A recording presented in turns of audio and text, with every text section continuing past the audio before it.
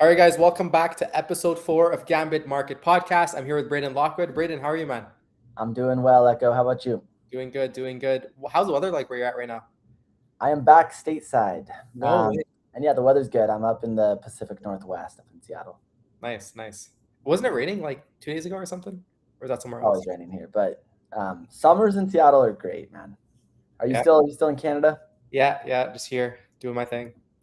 Okay, guys, listen, we have an exciting episode today. Today, we're going to be talking about rewards and incentives. Okay, what this looks like from the lens of the agent creators, from the lens of the actual traders, recipients, the people on Polymarket, and all those things. So, Braden, I'm excited for today, man. Today's gonna be a cool episode. I Me think too, man. I think this is gonna be our best episode yet. We've been training for this. this is the one, eh? Yeah.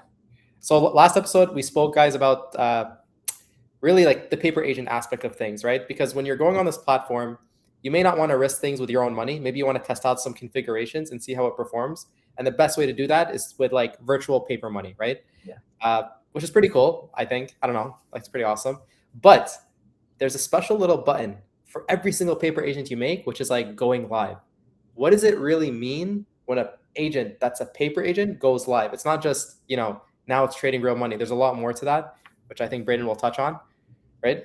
Yes, sir. And yeah, it's um, from from the user perspective, the first thing that does change is you are now trading with real money. So when you take a paper agent and you're trying out a strategy and you decide you're ready to push that agent live, you load a bankroll onto that agent, and then it will then take that same paper agent strategy and use real funds.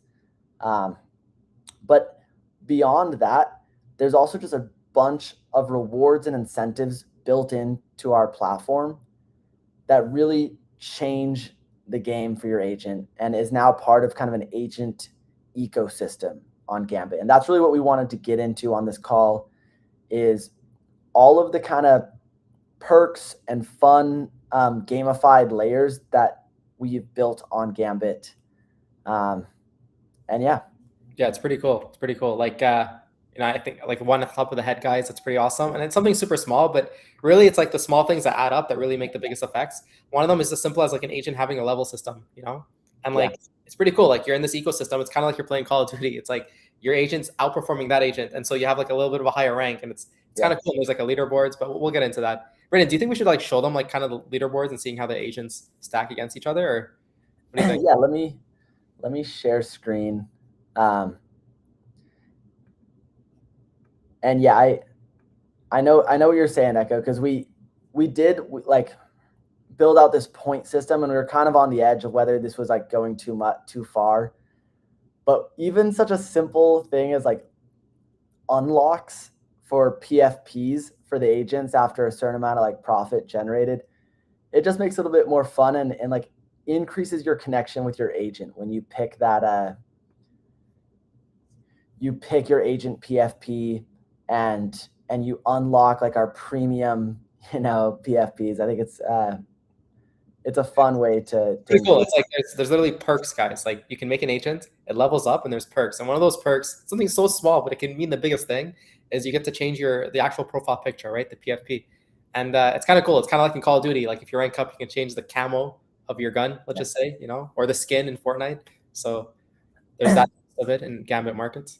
So what are we looking at here, Braden? You want to tell the viewers? Yeah, so even here on our leaderboard, you can kind of see that this must be a really fresh agent, right? The one that's winning our current tournament cycle, because they just have the basic white agent. Whereas over here, this guy is leveled up enough to unlock like the cowboy mode. This might be a gamer, um, but focusing more so just on the leaderboard for a second. This is really an engaging feature because it's a rolling 72-hour tournament. So literally every 72 hours, we reset the profit for like that period, and then we just put a lot of the fees that we're accruing across the platform and a lot of the revenue that we're generating, and we reward that 72-hour cycle's biggest winners. So as you can see, we got 36% unlock so far in this cycle. So right now, the first place winner will get $16, $20 reward. But as more volume goes through the platform, by the end of the cycle, it'll most likely get fully unlocked. And we're giving out around $100, $200 every cycle to our biggest winners.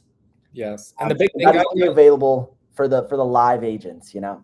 and the big thing, guys, with this is like it's 72 hours, which means if you're watching this, you have a chance to get in, right? Like, there's some competitions where you have to wait like an entire 30 days to get in. Like this is 72 hours, so like anybody can win, right? Which is pretty cool, or at least compete. So, and it adds kind of a fun dynamic because, like, especially when the pot gets really big, like we've had tournament cycles where it goes up to like $200-$300 rewards, and so then with my agents, sometimes I'm like calculating how much I need to get myself into the top like 4 or 5 spots and really get part of the rewards.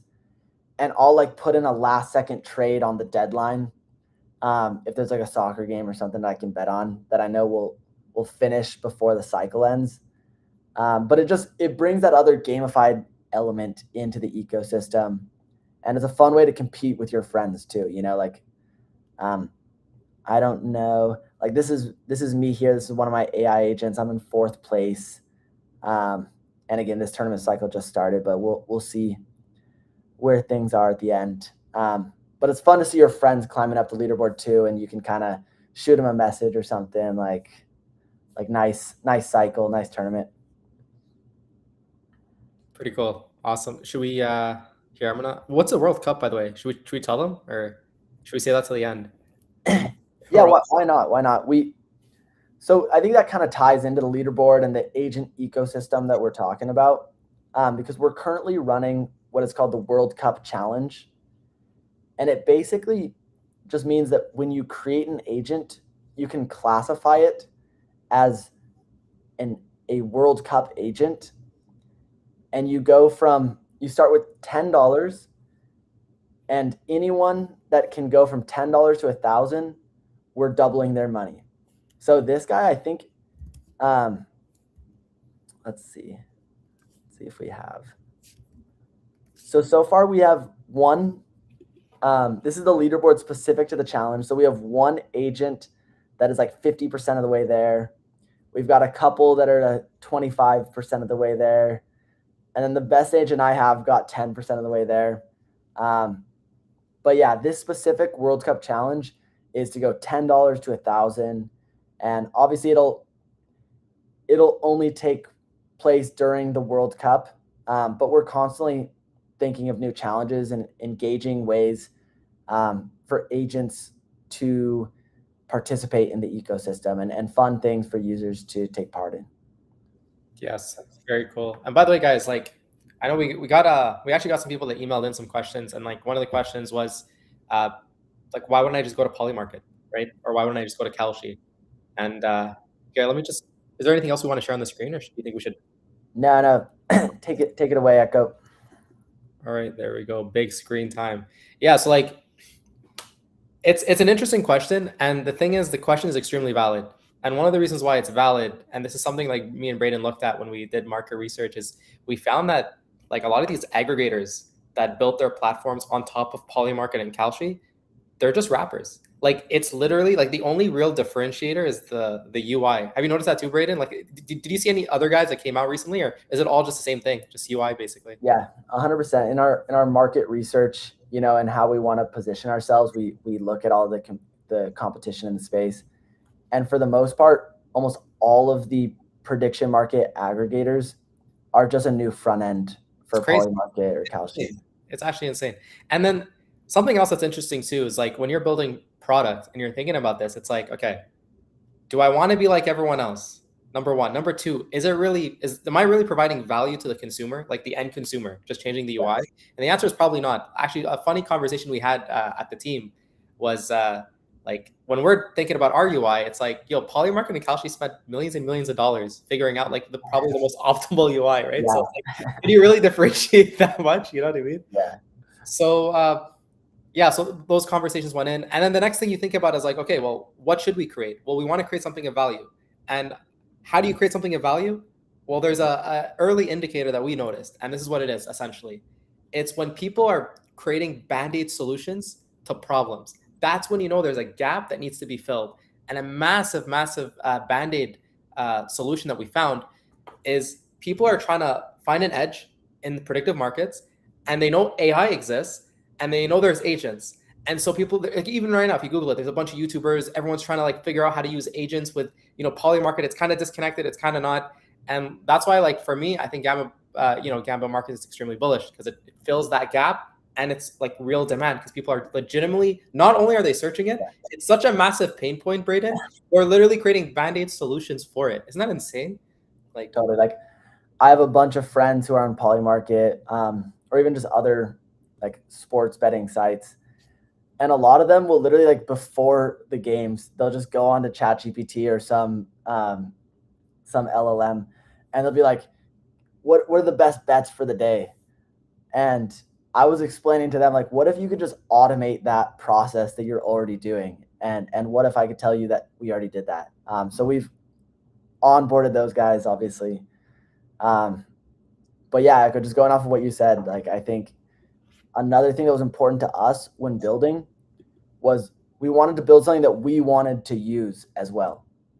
So just putting a new front end, a new UI on top of Polymarket, like, yeah, we didn't see a big enough differentiator there that we were going to create value enough to draw people away from Polymarket or even to draw ourselves really away from Polymarket.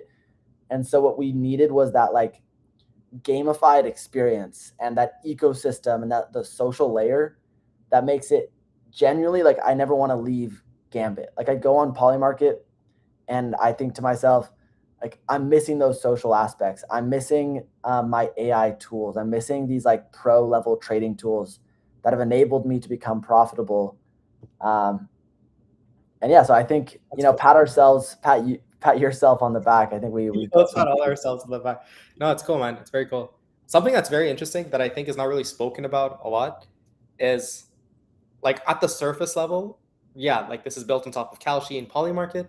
There's agents, they trade on your behalf, there's leaderboards, etc., etc. Yeah. But behind the scenes, it's like the Wizard of Oz. There's something crazy happening in the back. And what is that thing? It's like every time an agent makes a trade, that goes into our ledger, that goes into our system, and that's now data. That's proprietary data. Every single time an agent does well, that goes into our system. An agent does bad, that goes into our system. We take that data, we aggregate it, and now we're able to like train future agents to make better optimizations so that they're better trades. It's a cycle. People use the platform, they benefit. And then in addition to that, everyone else benefits because the knowledge base gets bigger. And that real data is the moat. Like that's the moat, which is pretty interesting, right? It's kind of cool. Yeah, and I'm going to use this as an excuse to just kind of tease something, Echo, that we're working on. Let's do it. Which is we're building. We don't know exactly how we're going to title it, but we're using a lot of those configurations that people are creating on the platform, and then we're creating like a ETF style fund, basically, so that when people create profitable configurations, they enter the ETF, and we're going to create something that's kind of a fun way to deposit and basically get a exposure to all of the good things that are happening in our AI agent ecosystem. That's pretty cool, man. Damn. Yeah. No promises on like release date or anything or performance, but we're excited about it. I think it'll be a fun. I feel like people would like it. I feel like people would like it. It's cool, man. Like I'm taking a step back. I'm just thinking from like the average user's perspective. It's like you have two options. You can trade directly at Polymarket or Kalshi by yourself. So it's one versus like all these people, right? Or you can trade on Gambit Market Podcast where it's you and your agents against the market. Like which one do you think would give you a better edge? Like it's just it's crazy, And it is cool because we have a few KPIs, right, that we measure to basically analyze like how are we doing. And one of those is obviously like new agents, new users, net deposits, inflows. But we also monitor the overall profitability of our users, which I think sets us apart from other platforms. Is we take the tools and the edge that we're trying to supply the users so seriously that we actually measure ourselves in some way by the overall profitability of agents on the platform. Like obviously we're not in control of what people do, but what's been really cool is in the last month, I don't know the exact numbers, but we were over $15,000 in profit for the users. And so I think that's a cool benchmark for us to keep circling back to. Obviously, like not everything's in our control, but I think it's cool to see that the agents on the platform are actually in the profit overall. Yeah.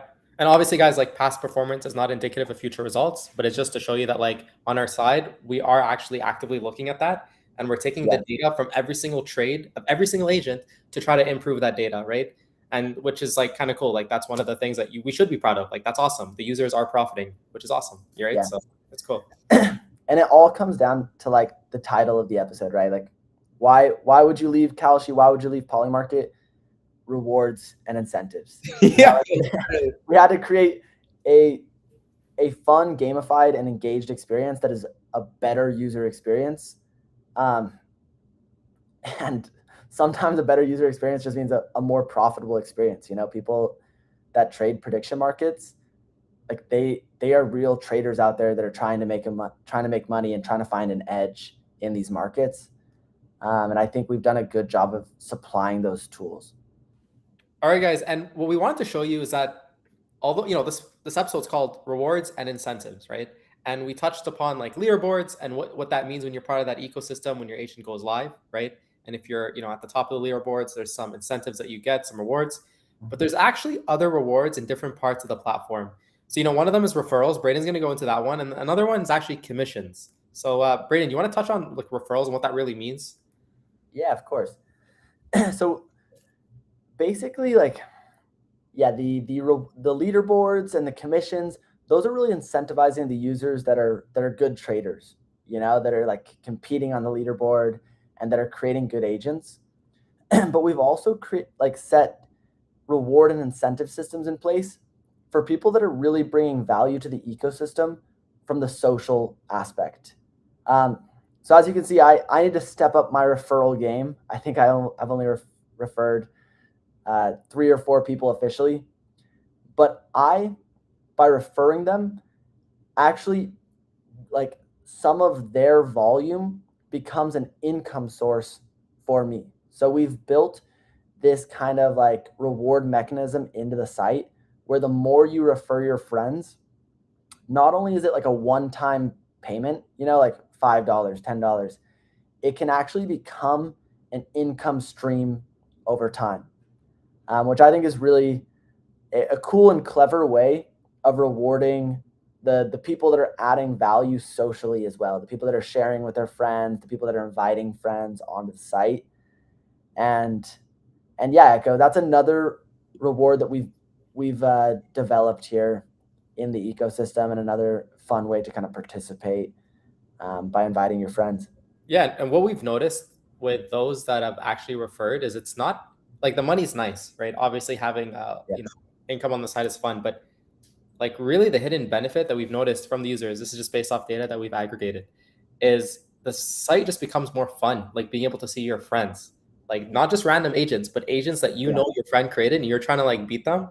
That's when it gets really interesting, like even internally within our team, we always try to like outdo each other. Like, yo, look, my agent did this. And, one of the programmers like, no, but my agent did that. And it's, it's kind of cool seeing that. So there's also like the fun aspect of it. And that alone, like if all it did was that's already good. But like the money side of it is also pretty sick too, right? So I know that's what I need to do a better job, Echo, because I talk about the platform to like everyone I come across, and I've onboarded probably like 100 people by now, but I need to be better about getting them to sign up with my link, because we do have this reward mechanism here, and basically like the more people that you bring on, the higher the percentage of their volume that you actually generate and that we pay out to you. So I think for people that are really good at getting people involved in projects and sharing content, I think this is a really cool feature that they could take advantage of. And yeah, it's cool. yeah, like just another Another stream. The thing is, like, the person or the archetype, right, that we're really going for here are the individuals that, maybe have a lot of friends, that they want to be on the platform, they want to work together, but then, and they benefit that way. But then there are also the people that are actually just legitimately good at predictive markets and making agents, right? And we already saw how they benefit from the leaderboard stance. But then another way they can benefit, guys, is you can legitimately make commissions from your agents outside of the agent making the trade. I'll explain what that means. So if you click on any agent, and let's say there's an agent that you really like, okay? You can copy trade this agent. You can attach it so that every trade that agent makes, your agent makes that trade, right? So think about it this way. Imagine you create an agent like this one, OP. And imagine OP is just killing it, it's crushing it. Well, people are going to be viewing the leaderboards and they're going to be like, wow, look at OP. OP is doing something really cool. Why don't I just copy the trades that OP is doing? And you can do that. You can attach yourself to OP. And what's going to happen is anytime somebody makes a trade because of your agent, you get a little bit of a cutback from that. And you can decide this too, which is pretty cool. Yeah. Yeah. So as you can see, this is one of the first agents that I created, and it's an AI agent. So it's fully automated. It's done over 300 trades now, and it is returning right now 130% ROI. And so I, as the user, have like $198 in PNL. But like you're saying, because I kept showing up on the leaderboard, like 8 other people decided to deposit on the agent. And I've now earned, as you can see, $78 in commissions. So like I'm not like almost like a third or a half of what I've made in P&L, I've also made just in commissions from people depositing on the agent. And I can set that commission amount. So I might even lower it a little bit more, just to incentivize more people to deposit, because I think it's fun to like see the agent grow and bankroll. And I want to make sure that the people that are depositing on me are also able to benefit and profit from the agent configuration. But yeah, like you're saying, like that's the two sides of the platform, the two user behaviors that we're really trying to incentivize here is the social layer of inviting people, of inviting your friends, of participating in the social feed, and then the trading layer itself of like creating profitable agents for other users to deposit on, participating in the leaderboard, etc. And I think we've done a really good job of creating fun incentive structures for both. Yeah. And while we're here, actually, like we're really like we're talking about rewards and incentives, right? And this is like monetary in its nature, but there's also the like non-monetary rewards and incentives. For example, like guys, if you look at OP, if you zoom in, it says Queen level 5. Like this means that Braden's agents at this level, and he gets some perks. One of those perks being, look at this, you can literally change your avatar, right? But then watch this, he can't get to those PFPs. Like you need to be at king tier. And it's pretty cool. Like this is a reward in of itself. Like how sick would it be? Like if you see it's like kind of prestiging in Call of Duty. Like it's a specific emblem. It's at the leaderboards. You have your clout. Your friends look at this. It's like, it's kind of cool, And I'm close, Echo. You see it on I'm 2000 XP away from level 6. So I need OP to go on a good run, get some profitable trades in, and then I will unlock the king tier status. Let's get it. All right. And yeah, one other thing, Echo, that I just wanted to touch on while we're discussing incentive systems and the social side and then the trading side is our Gambit point system here as well. Because as you can see, I have 15.3 thousand points. But what does that even mean? And how do I earn those points? Basically, we have a number of daily challenges and like overall goals on the platform about placing trades, depositing on agents, doing the challenges, but also sharing on socials is one of are really biggest ways for you to earn points. So if you share a tweet that is one of your trades or one of your agents involved, we give a set amount of points. I think it's like 100 or 200 points just for creating the tweet. But then what we actually did is we have a system that then tracks the engagement on those posts and then rewards additional points based on engagement. So if you create an agent and make a post and that gets like, I don't know, 10,000, 100,000 engagements, you'll actually earn a ton of these points. And I don't want to go like too far into the details, but eventually this will be part of our airdrop campaign as we reward like those early community members that helped us grow as a platform, because that's really like, we know that that's how it is in an early crypto platform startup, is that the early community is going to make or break the platform. And so, you know, the best thing you can do is to kind of utilize your early community as a marketing force to help spread the word and get other people involved. Absolutely, man. Absolutely. All right, guys. This is crazy. Like, it feels like just yesterday we started episode 1 and now we're sitting here, episode 4. And I feel like the podcast is like gradually getting better, which is kind of cool, you know? I ordered a mic. So future episodes will be even higher sound quality. But yeah, I think this was one of our best yet. Excited to upload this Monday. Yeah, let's do it. All right, guys, this has been episode 4 of Gambit Market Podcast. Braden, thank you so much for coming on today. Thank you. Give us some outro music, Echo. We have to. It's tradition at this point. Okay, you got 2 options. I'm not going to say which is which. We got option 1 and option 2. All right. Let it load. Bye, everyone. All right, guys. See you in the next one. See you on episode 5.